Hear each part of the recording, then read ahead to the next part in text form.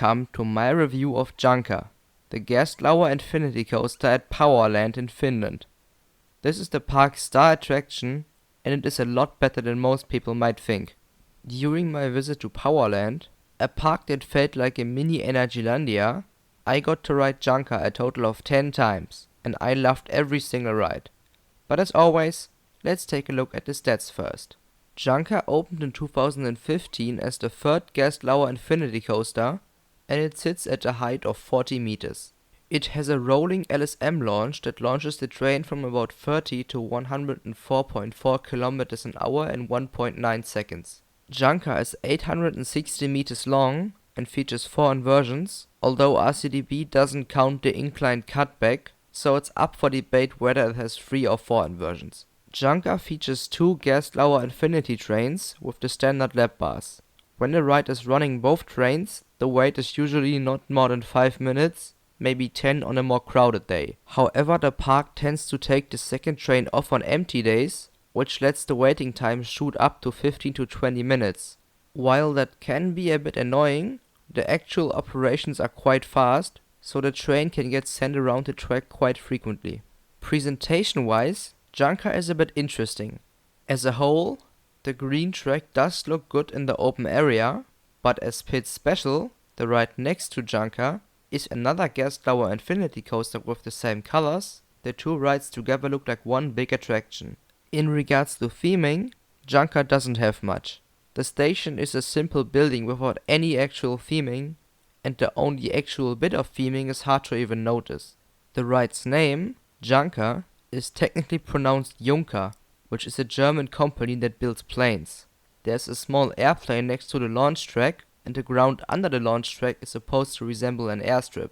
So while the ride doesn't offer a themed experience, it still has a theme, which is better than nothing. And before we move on, I'll keep calling the ride Junker, as that's basically what everyone calls it. But now, let's take a look at the ride experience. When dispatched, the train rolls out of the station building and into an unbanked downwards turn to the left, which actually offers some weak laterals. The train then hits the launch and blasts forward.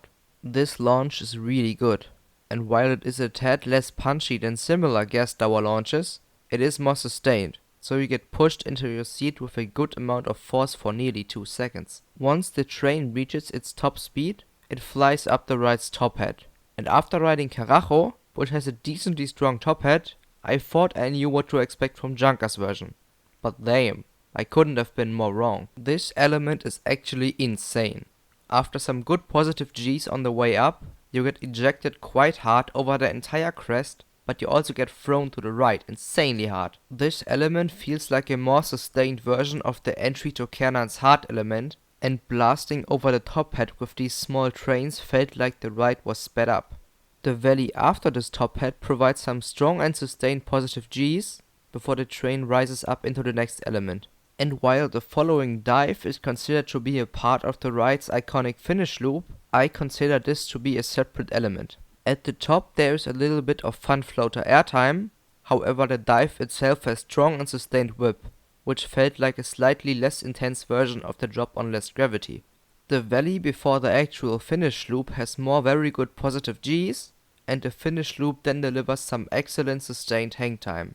After another forceful valley, the train rises up into the mid-course brake run, which luckily doesn't slow the train down at all. And as the train still has a lot of speed, the drop after the mid-course brake run launches you into the lap bar quite violently, while also offering some laterals. After some more good positive G's, the train maneuvers its inclined cutback, which isn't all that forceful, but fun nonetheless. Then, after even more strong positive G's, the train hops over the ride's twisted hill, which offers another burst of rapid ejector airtime and laterals. The train then glides into a dive loop, which offers a bit of hang time before diving down into another forceful valley. This valley is located in a tunnel in the pond that most of the ride is located over.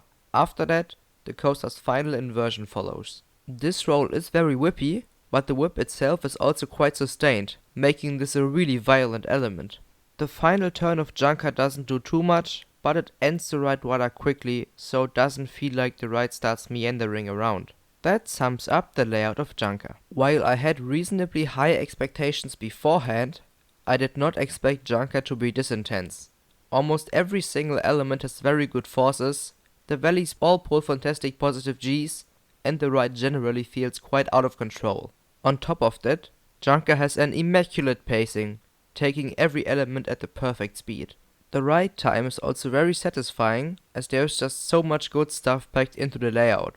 And while Junker is a very smooth ride, the strong forces and tight elements are throwing you around, so don't expect to comfortably glide through the elements. My favorite element of the ride is the top hat, as that one is just really aggressive, but there's just so many good elements overall.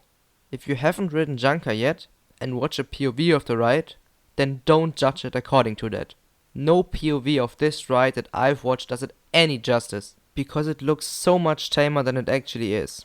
Thanks to the mad intensity of this ride, it easily is my second favorite Gerstlauer attraction, but it also is one of the best and most intense rides in all of Europe, and I can't recommend it enough. So for a final score, it of course receives a 10 out of 10. Finland might only have about 20 roller coasters, but with Tiger and Junker they have two world-class attractions that should be on anyone's bucket list. And that was my review of Junker. What do you think about this ride? Thanks for watching, bye.